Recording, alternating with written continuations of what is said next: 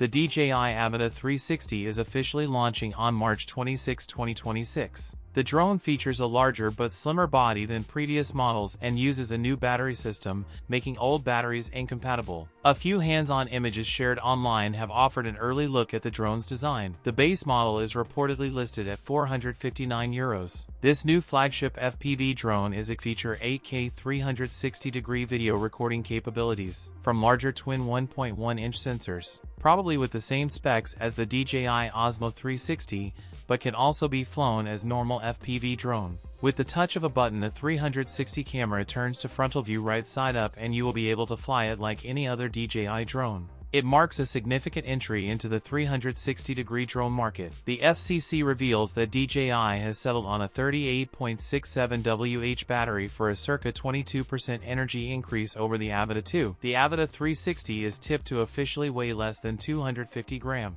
That's it for today's video. If you enjoyed it, don't forget to like, comment, and subscribe for more content. Thanks for watching, and I'll see you in the next one.